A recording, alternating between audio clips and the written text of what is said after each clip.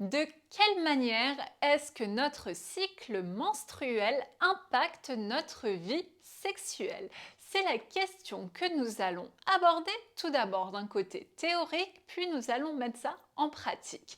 Hommes et femmes, vous êtes les bienvenus car nous allons déconstruire les idées reçues en allant rapidement revenir sur déjà qu'est-ce que les règles et attention messieurs, je tiens à le préciser, ce sujet vous concerne aussi parce que bien évidemment notre intimité c'est avec vous qu'on la partage. Donc avec vraiment cette idée de transmettre des informations et vraiment de partager, d'éduquer pour pouvoir faire des choix et ne pas être tributaire de ce ah je connais pas, c'est dégueulasse, c'est répugnant, ça pue, c'est des toxines, ça me dégoûte. Voilà, est-ce qu'on pourrait pas ensemble mettre le sujet sur le devant du tapis, en voilà un bien joli de tapis, pour en fait déjà se dire mais en fait de quoi est-ce qu'il s'agit, comment est-ce que nous les femmes ça nous impacte et comment du coup vous aussi ça vous impacte. Et la deuxième partie que je vous propose, on va faire une pratique restaurative de yoga qui va nous permettre de nous détendre et qui va nous permettre vraiment de nous reconnecter à notre corps. Et pour vous, messieurs, ça sera l'occasion de sentir un petit peu qu'est-ce qui se passe dans notre corps et de voir un petit peu quel degré d'intensité dans ces moments-là est-ce qu'on peut atteindre parce que bien évidemment on n'est pas au maximum de notre forme. Par contre ça n'évite pas que on peut, si on n'a pas de douleur trop grande, quand même continuer à prendre soin de soi et justement apporter à son corps ce dont il a besoin. Donc pour commencer, on va déjà essayer de mettre de côté les idées reçues, notamment par rapport au fait que quand le cycle arrive, donc quand les règles sont là, c'est pour éliminer des toxines. Il n'y a rien dans l'anatomie, dans la physiologie, qui dit que le sang qui est en train de s'évacuer, ce sont des toxines. C'est vraiment une idée reçue.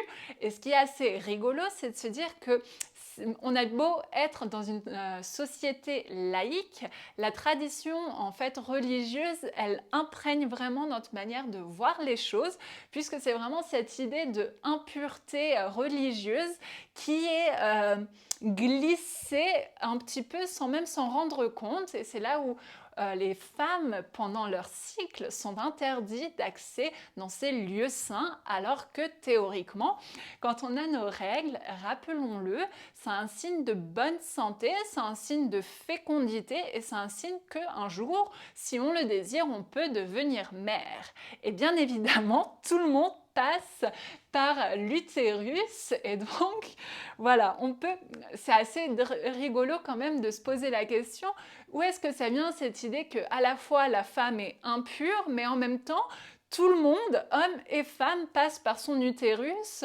pour venir au monde. Petite question. Donc sans aller plus loin, c'est vraiment, je vous donne des petites pistes pour réfléchir et vous faire votre propre idée.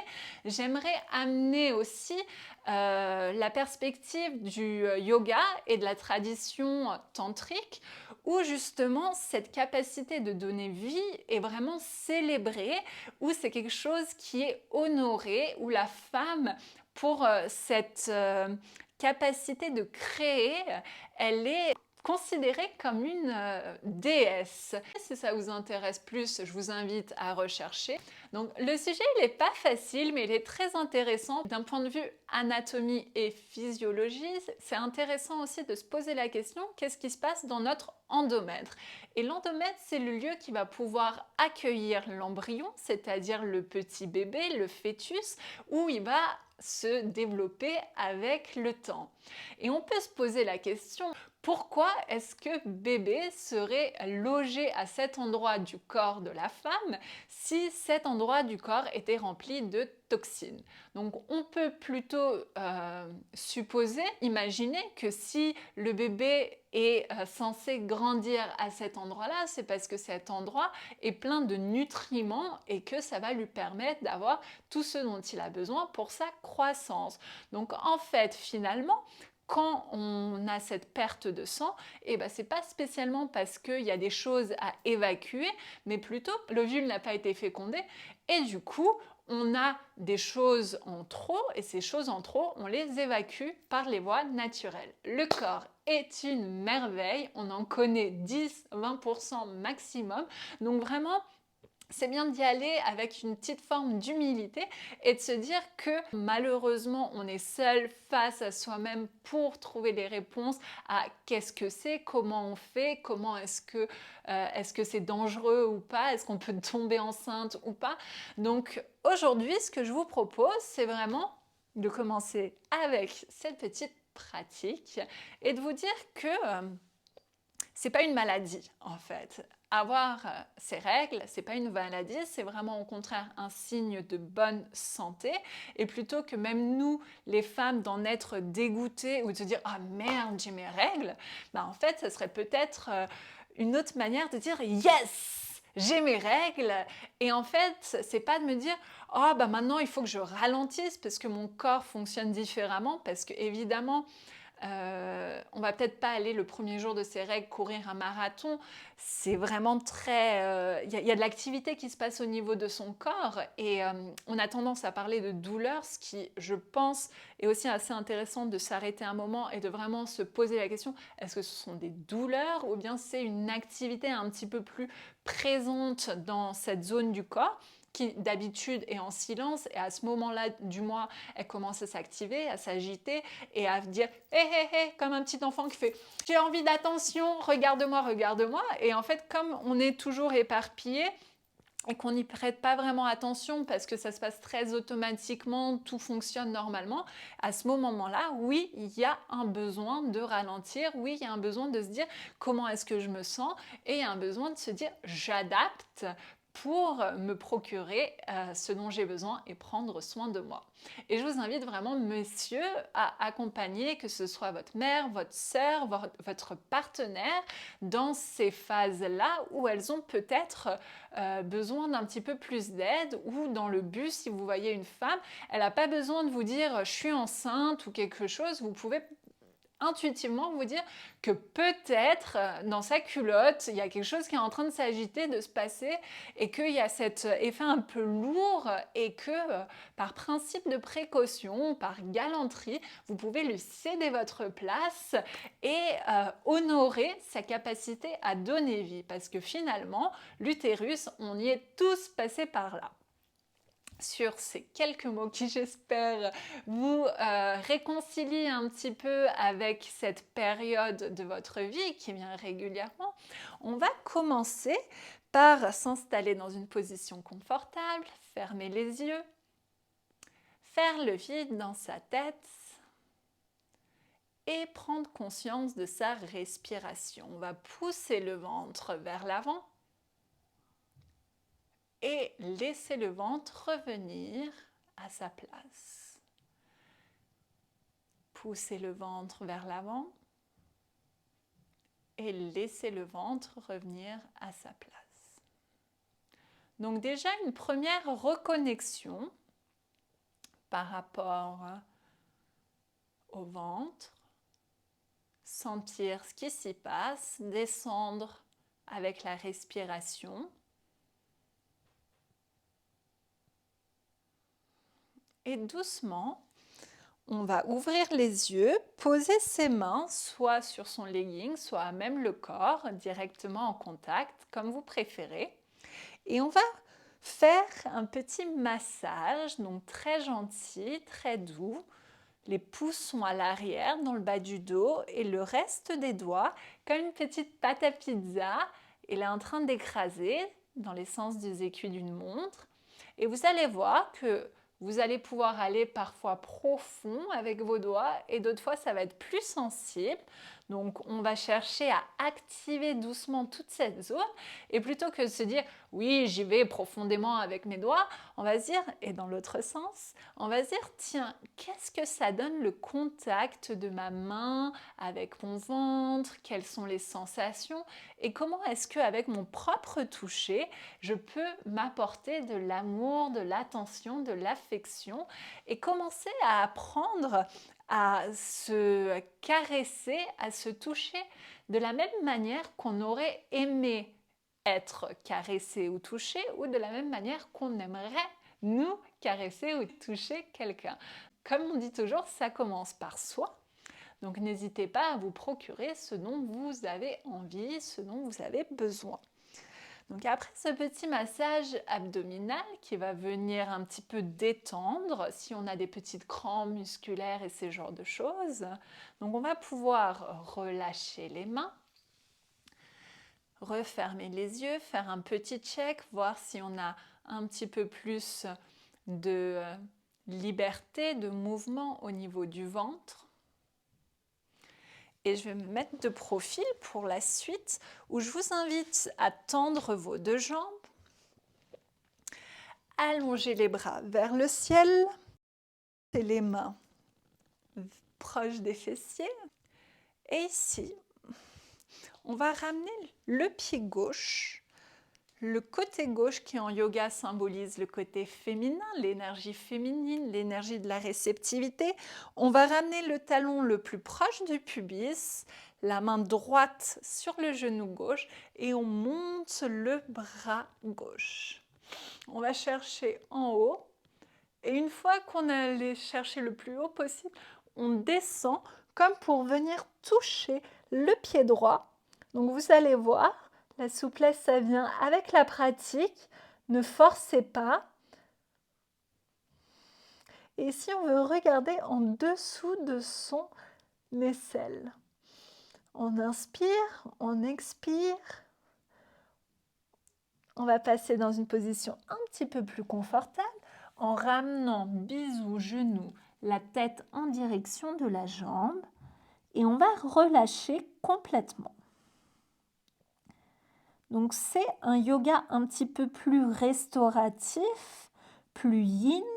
On reste dans les positions, on va pouvoir s'étirer, ressentir, respirer. Donc travailler énormément avec la respiration pour lâcher prise, détendre et apporter de l'amour grâce à son souffle, grâce à sa respiration et grâce au mouvement conscient que l'on fait.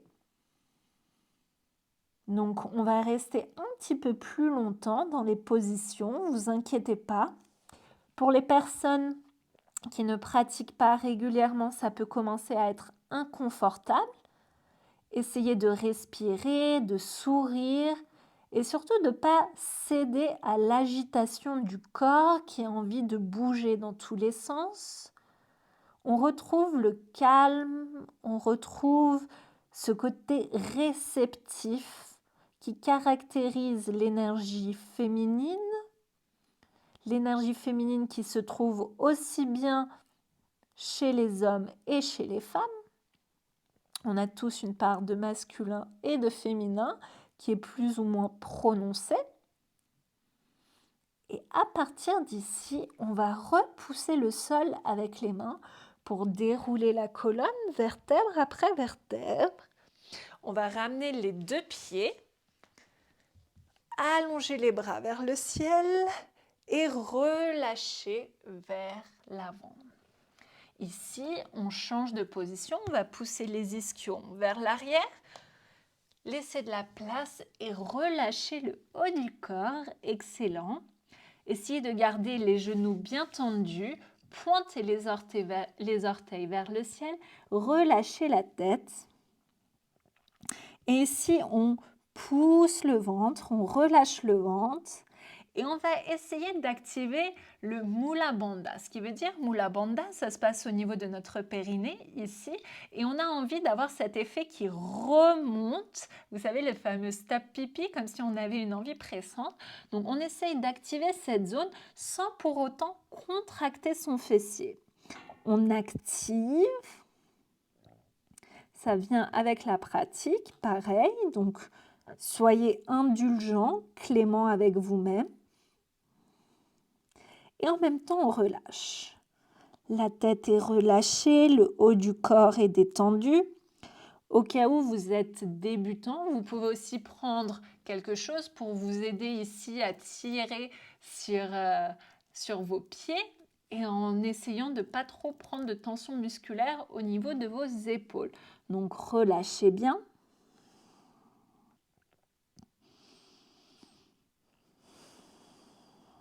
Sentez ce qui se passe au niveau de votre utérus, de vos organes génitaux.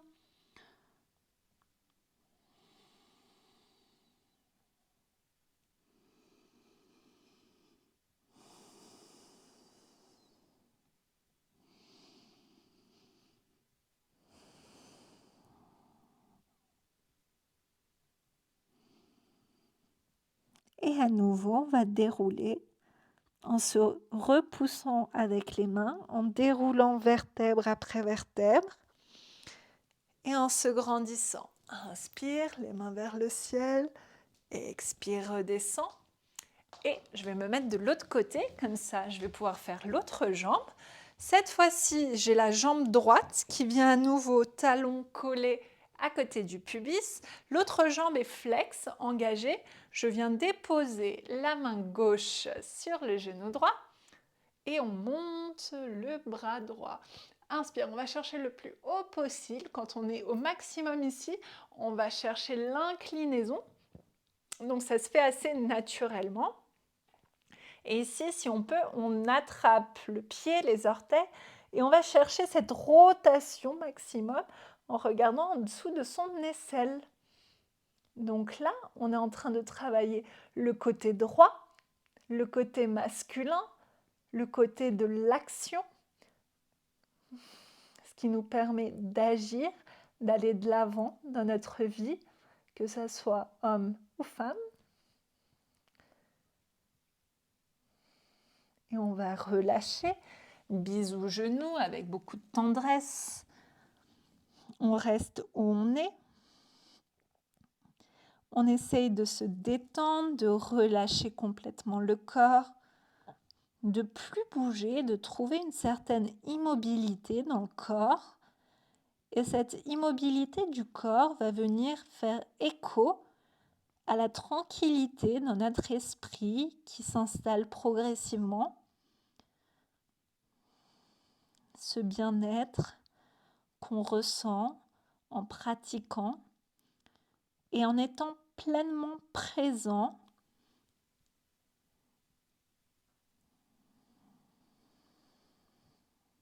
sans penser à ce qui s'est passé avant, sans penser à ce qui va se passer après. On essaye vraiment de travailler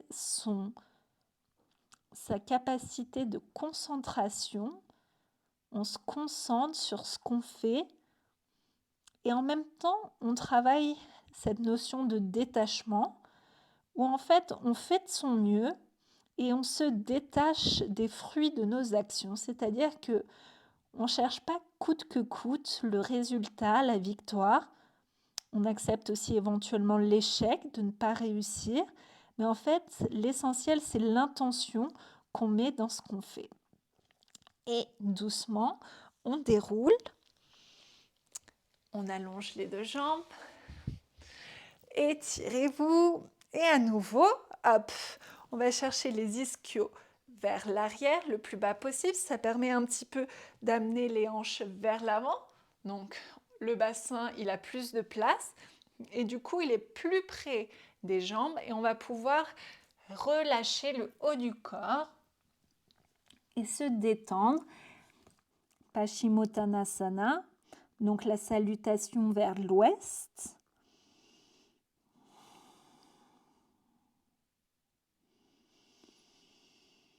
Pensez à respirer, à détendre tous les muscles de votre corps, à trouver cette position qui vous est confortable, sans que ça tire trop, sans que ça soit trop facile.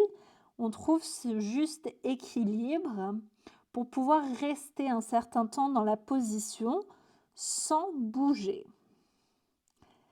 Le corps est mu par la respiration. Et on va vraiment porter son attention et sa finesse au niveau de la respiration. Et comment est-ce que inspire, expire, ça me rapproche de mon objectif, ça me rapproche de cette sensation de détente totale. Inspire, on prend du courage. Expire, on va chercher quelques millimètres peut-être plus loin, où on reste. Et tranquillement, vous allez pouvoir dérouler, toujours en vous servant des mains, en respectant vertèbre après vertèbre. Et je vais revenir face à vous en position du papillon. Donc une autre position qu'on aime beaucoup, c'est tout ce qui est au niveau de l'ouverture des hanches. On peut agripper ses pieds gentiment et laisser un petit peu jouer les genoux qui vont se rapprocher du sol, trouver un petit peu de mobilité. Et ici, on va s'aider avec les mains pour allonger le dos. On se grandit. Et ici, on va expirer et par le bas du dos, le bas du ventre, on arrondit le dos, on va pouvoir partir en arrière, relâcher la tête, rester ici et on pousse les genoux pour aller chercher une ouverture maximale.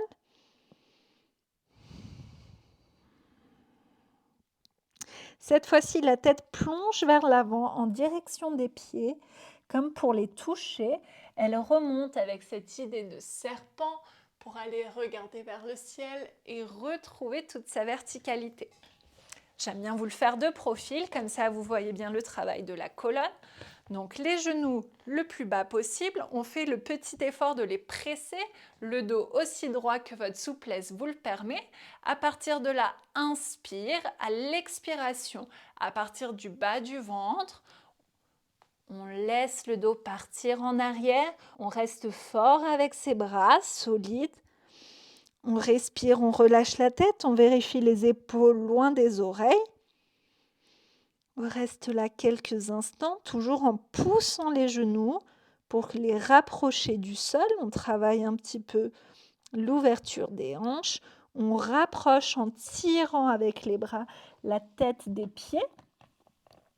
Puis on va amener la tête vers le ciel comme ce petit serpent. On arche, c'est-à-dire qu'on ouvre la poitrine et on revient sur son centre. Et à nouveau, inspire, expire par le bas du dos, on enroule, on relâche, on se détend. On ramène la tête en direction des pieds. On regarde vers le ciel. Et une dernière fois, inspire, expirez. Excellent. Et ici, la tête en direction des pieds. On regarde vers le ciel. On retrouve l'immobilité. On va refermer ses pieds. Super.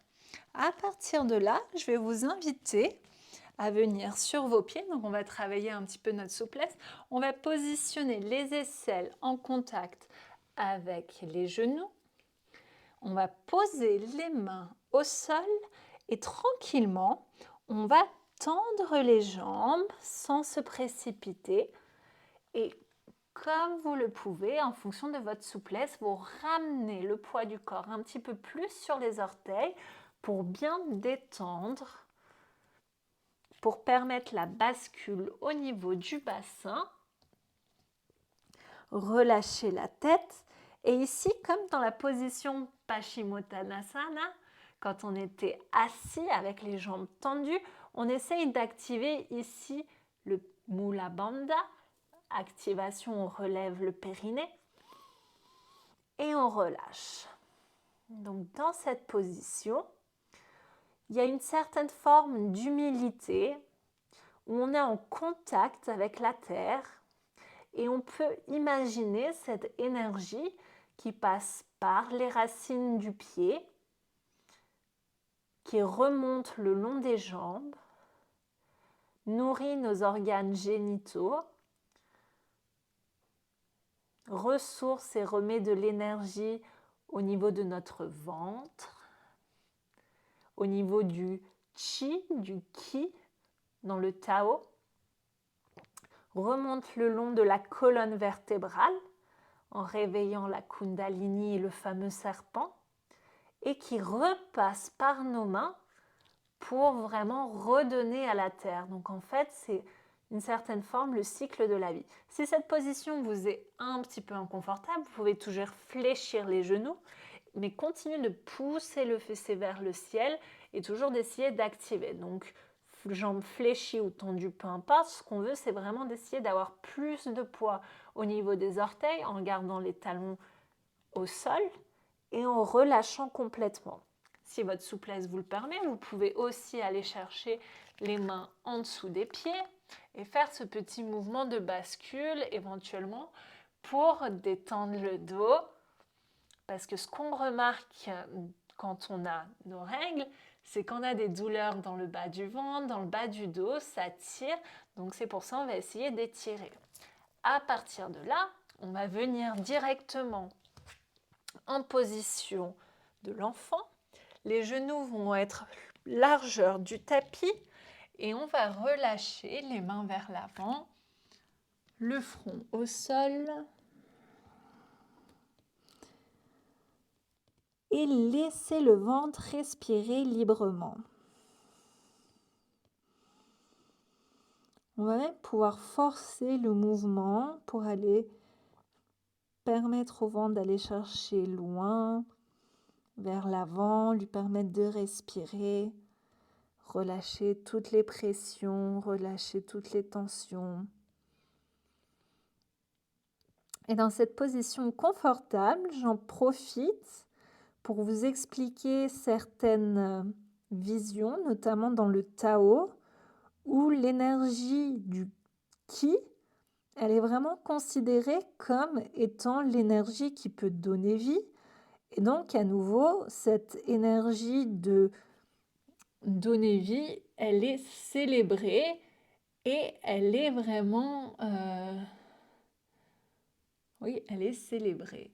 C'est quelque chose de beau, c'est quelque chose de pur, c'est quelque chose dont on n'en a pas honte, c'est quelque chose qui, au contraire, est honorable et qui, en fait, remet la place de la femme dans la société vraiment de manière assez centrale. Et à nouveau, c'est pas l'idée de la femme est au centre et du coup elle écrase les hommes.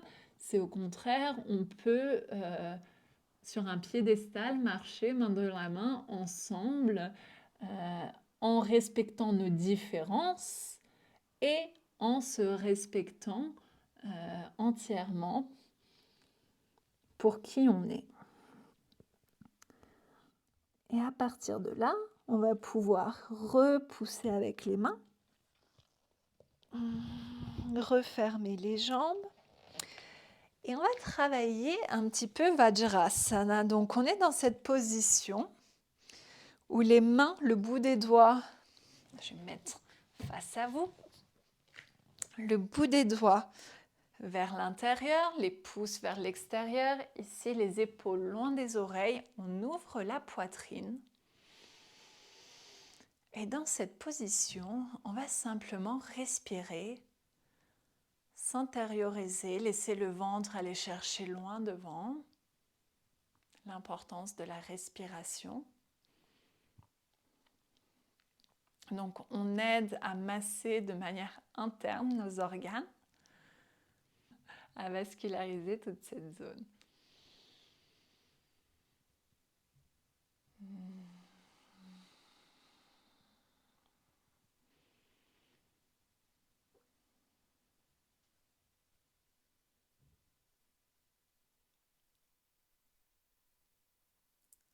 Et on apprend à savourer comme un moment d'extase, ce moment où il n'y a plus rien à faire, où les choses ralentissent et passent à travers nous. Et on devient ce réceptacle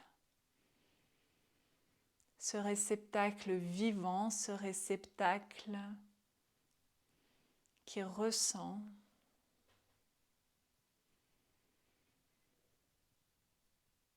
Prêt à accueillir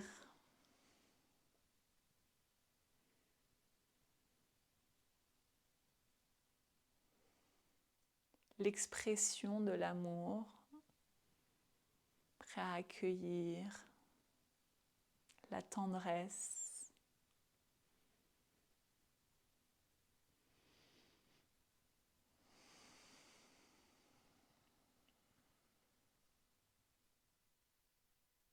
on dit merci à son corps pour être en bonne santé, pour fonctionner. Et s'il a besoin d'un petit coup de boost, on peut aussi lui demander en lui disant écoute, voilà, il y a cette douleur ou cette maladie qui traîne un petit peu. Bon, bah, il serait temps aussi, s'il te plaît, de me redonner ma liberté et de me permettre à nouveau d'être en pleine forme. Je le désire, je le mérite. Et apprenez à dialoguer à votre corps, à lui dire ce dont vous avez envie, ce dont vous avez besoin. Votre corps, c'est comme ces petits soldats qui... donc une envie, c'est d'écouter et de se mettre à l'ordre et de vous écouter. Mais si vous ne leur donnez pas, entre guillemets, de commandement, en fait, ils ne savent pas quoi faire et du coup, ils sont au repos. Donc, avec amour, vous pouvez leur demander, leur dire, voilà, voici la direction, voici ce que je veux et j'ai confiance en vous et en votre force, votre pouvoir de guérison pour justement me permettre à nouveau de mobiliser mon corps, m'en servir dans la joie et dans le plaisir. À partir de là, montez les bras vers le ciel. Et on va venir s'allonger en position sur le dos. On va masser le ventre avec de légers mouvements circulaires. Donc, on masse le bas du dos. La pression des mains contre les genoux, c'est vous qui l'adaptez, la gérez. Vous essayez dans un premier temps de garder les deux genoux serrés, puis dans l'autre sens. Et on peut ensuite ouvrir les genoux pour venir presser un petit peu plus. On peut activer les pieds, remettre un petit peu du sang et de la circulation. Et remettre un petit peu de mouvement. Et on se rapproche du moment où beaucoup de yogis se crêpent le chignon. Ils ont beau dire on prône la non-violence, il y a quelques petites tensions sur la question de oui ou non, est-ce qu'on peut faire des inversions quand on a notre cycle menstruel. Et avant de passer à la suite, je vous invite à tendre la jambe droite au sol, à presser la jambe gauche et je vais vous donner mon humble avis qui ne tient qu'à moi en tant que professeur, comme j'ai tendance à enseigner à mes élèves. C'est déjà de rappeler que le yoga a été écrit par des hommes à une période où on était sur une conception du corps très ascétique. Il ne faut pas oublier que le yoga, à la base, ce n'est pas des asanas, mais c'est vraiment comment arriver à un état de méditation. Et les quelques asanas qui ont été créés sont vraiment dans un but de pouvoir vous permettre d'être confortablement assis en position de méditation. Donc c'est là où en fait on peut se dire qu'au final, savoir si on peut faire une inversion ou pas pendant son cycle menstruel, c'est pas dans les écrits, c'est pas ce que M. Patanjali nous a dit parce qu'il ne se prononce pas à ce sujet. Je vous invite à tendre la jambe vers le ciel pour voir comment vous vous sentez. Vous pouvez aussi sentir beaucoup plus de raideur. Vous avez beau être souple quand vous avez vos règles, donc quand vous avez vos lunes. Et donc, en fait, n'hésitez pas à adapter, à être doux avec vous-même. Moi, généralement, j'ai limite le pied, paf, qui touche mon visage. Là, vous voyez, du coup, je peux à peine tendre ma jambe et c'est OK. En fait, je suis à l'écoute de mon corps et je me dis, tiens, aujourd'hui, si je veux, je pourrais le forcer. Si j'avais envie un petit peu d'être dur, d'être autoritaire et de lui dire maintenant cette jambe tu vas la tendre et tu vas la ramener ici. Sauf que vous voyez déjà ça me crée une petite tension, une raideur au niveau de ma hanche et c'est pas ce que je veux. Je veux vraiment avoir une pratique qui n'est pas basée sur la performance, mais qui est basée sur l'observation, l'écoute, l'amour et l'adaptabilité. Donc du coup aujourd'hui je reste avec mon genou tendu, mon genou fléchi et je l'assume, c'est très bien comme ça, il n'y a pas besoin d'aller chercher plus loin.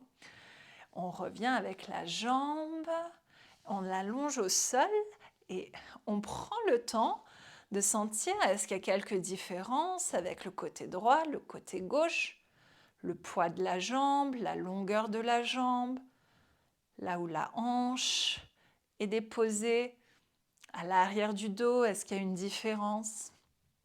Et on va ramener cette fois-ci la jambe droite sur la poitrine en gardant bien la jambe gauche au sol, les épaules loin des oreilles, on ouvre la poitrine. Et du coup, je continue ma petite histoire sur les inversions et le yoga. C'est que on n'a pas vraiment de oui ou de non et surtout on n'a pas on n'a pas d'explications sur lesquelles vraiment on pourrait s'appuyer. Donc c'est vraiment faites en fonction de ce qui vous convient et c'est vraiment une invitation à explorer, expérimenter et adapter en fonction de votre corps. On est vraiment toutes différentes. Il faut vraiment que vous ayez la curiosité pour savoir ce qui vous fait du bien. On va tendre la jambe droite et pareil, sans forcer, sans aller chercher à vouloir démontrer quoi que ce soit à qui que ce soit. On reste là, humblement, et on respire. Et on a déjà cette satisfaction d'avoir pris le temps de se mettre en mouvement. C'est déjà bien, c'est déjà une victoire. Et on voit, ah tiens, je peux aller chercher un petit peu plus loin par rapport à ma jambe gauche. Ok, ça fait du bien, j'y vais un petit peu plus parce que voilà, ça me fait pas mal, donc je peux aller chercher. C'est vraiment cette écoute.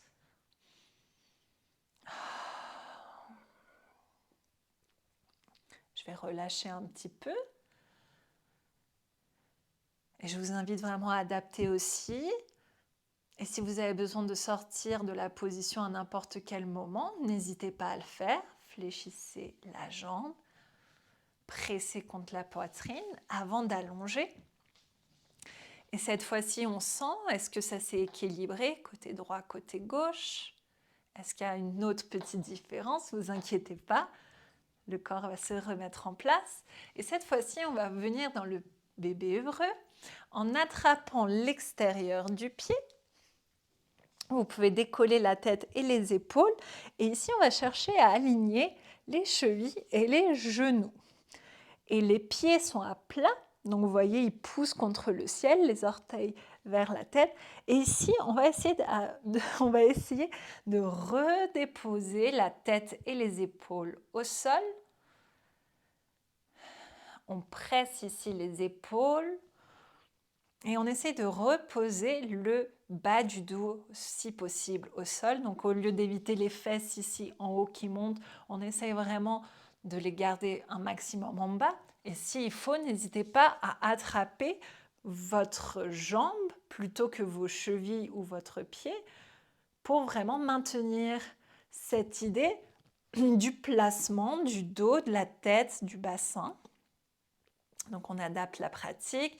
On peut aussi sinon venir chercher ses pouces et presser, activer, respirer. Et sentez la joie de travailler son corps et allez vous challenger. Est-ce que dans cette position, vous pouvez essayer de trouver la subtilité en essayant d'activer le stop pipi ou le fameux Mula Bandha, en essayant, sans contracter le fessier, d'aller engager le périnée. Donc il y a des petites subtilités comme ça qui viennent avec le temps et qui font que même si on ne bouge pas à 200 à l'heure sur un vinyasa flow, on est en train de travailler et on est surtout en train de travailler en fonction de ses capacités. Relâchez progressivement et on va venir ici en position assise en s'aidant de nos abdominaux. Pour la suite, on va venir croiser la jambe droite par-dessus la jambe gauche. Et ici, ce qu'on veut, c'est d'essayer d'avoir un maximum possible les deux genoux alignés, donc en gardant les deux fesses au sol. Donc poussez bien le pied pour avoir suffisamment d'espace et ancrez vos hanches. Et là, vous allez sentir directement, ça fait une petite décharge violente, mais c'est un très très bon exercice pour essayer de trouver justement ce point d'équilibre quand on est dans cette zone de tension et qu'en même temps ça demande beaucoup de relâchement. Et vous allez voir que plus vous allez pouvoir respirer et vous détendre et rire et penser à juste le bien-être que ça vous procure et lâcher prise, et plus vous allez pouvoir rester et atteindre cet état méditatif qui à la base est le cœur même du yoga. Respirez, relâchez.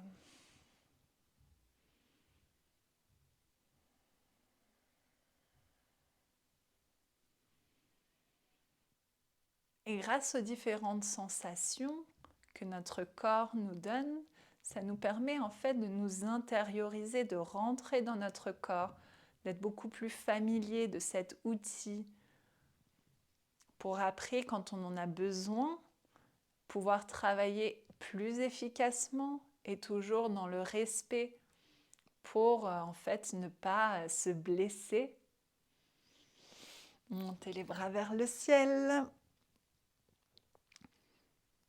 et relâchez.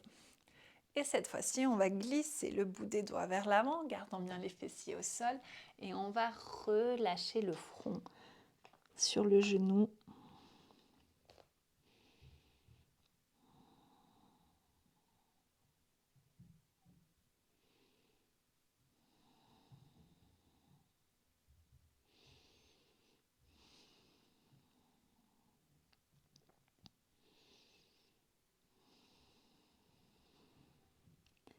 Et tranquillement revenez. Et après vous avoir donné mon point de vue sur oui ou non sur la position des inversions en yoga, quand on a nos règles, je pense que vous pouvez vous douter de la réponse oui ou non pour une vie sexuelle quand on a nos règles. Donc bien évidemment, on est confortablement installé, les deux hanches ancrées au sol, le fessier en appui, on respire et je vous dis que à vous de voir, à vous de tester. Il n'y a pas de contre-indication, c'est-à-dire que d'un point de vue anatomique, d'un point de vue santé, il n'y a aucun risque. Par contre, si ça ne vous est pas aisant, si ça vous met mal à l'aise, c'est à vous aussi de dire vos limites. Par contre, si vous avez envie de tester, que ça soit parce que vous vous sentez à l'aise ou vous êtes curieux, n'hésitez pas à communiquer et il n'y a vraiment pas de honte, c'est pas quelque chose qu'il faut se cacher, c'est vraiment notre caractéristique en tant que femme, c'est cette capacité de donner vie, c'est ce qui fait notre différence, c'est ce qui fait aussi notre beauté. Et vraiment, les personnes qui généralement trouvent ça dégueulasse ou qui se sentent mal à l'aise par rapport à un sujet comme ça, c'est parce que généralement elles ne sont pas informées. Et à nouveau, la connaissance, elle est nécessaire pour pouvoir nous permettre de faire des choix éclairés en conscience et bâtir une société où on peut parler de tout sans tabou et on peut créer des nouvelles manières de faire qui sont beaucoup plus adaptées à notre société, à notre mode de vie, car les traditions, c'est sympa, mais il y a des choses aussi sur lesquelles on n'est pas obligé d'accepter et de prendre pour argent comptant, mais c'est vraiment comment est-ce que moi, je peux m'appuyer sur ce qui existe déjà d'un point de vue de l'expérience théorique, pratique, et je peux vraiment faire mon propre cocktail, ma propre sauce pour en fait tout ce savoir, l'intérioriser et le vivre à travers mon corps et en fait avoir cette connaissance qui est infaillible parce que c'est votre connaissance à vous par rapport à votre sensation, par rapport à votre corps et par rapport à ce que vous ressentez. Et une fois que votre corps, vous l'avez senti, vous avez vécu, vous avez touché du doigt la vérité, vous savez, en fait, ça n'a pas de valeur, c'est beaucoup plus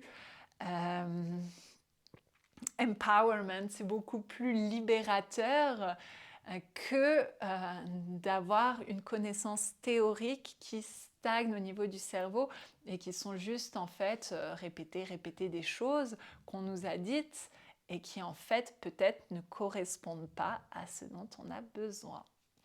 Montez les bras vers le ciel, ouvrez et je vous invite à détendre vos jambes. Et dans cette position à niveau du papillon, voûte plantaire contre voûte plantaire, les mains sur le ventre, on va fermer les yeux, se relâcher complètement et passer sur le Shavasana. Je vous invite à avoir ce mudra, c'est-à-dire une position des mains où le bout des doigts est orienté en direction du pubis et les 2 pouces se touchent plus ou moins au niveau de votre nombril, donc ça fait comme un petit losange, un triangle inversé. Et que l'on soit un homme, une femme, on a tous cette capacité en soi à se reconnecter à notre féminité, à cette énergie, à cette intuition, à cette réceptivité, à cette capacité à donner vie. Sachant que donner vie, ce n'est pas uniquement un acte physique, une naissance qui se matérialise par un bébé, ça peut être aussi la capacité de donner naissance à nos rêves, à nos projets, les concrétiser.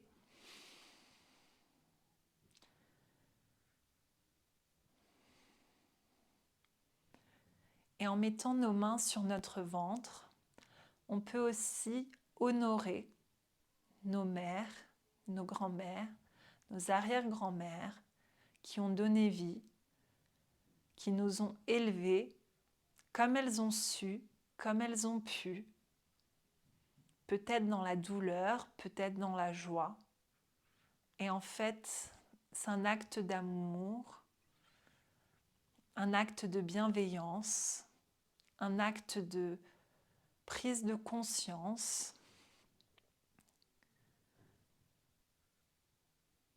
que le dialogue autour de la question de l'intimité, de la sexualité, du cycle menstruel, elle est ouverte et elle est nécessaire. Et on est prêt à questionner et à recréer une réalité qui nous correspond plus.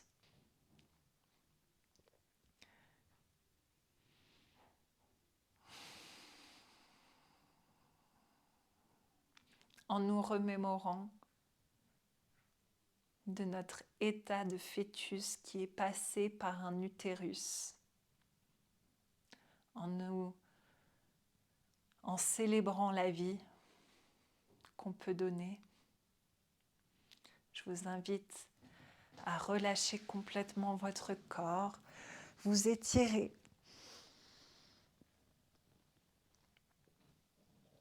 Et passer sur le côté en position de fœtus.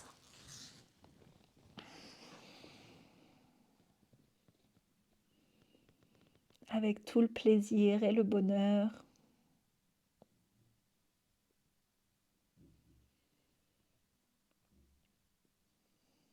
D'être libre de ses choix.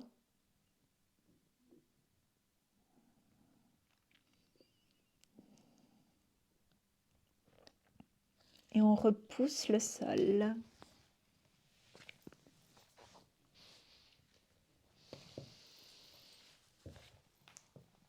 Je vous remercie pour votre participation, pour vos commentaires et je vous dis à très bientôt pour de nouveaux sujets que l'on aborde aussi bien d'un point de vue théorique que d'un point de vue pratique. Le corps est notre outil de connaissance et on a le droit et on a le devoir d'avoir une vie épanouie, sexualité incluse. Namaste.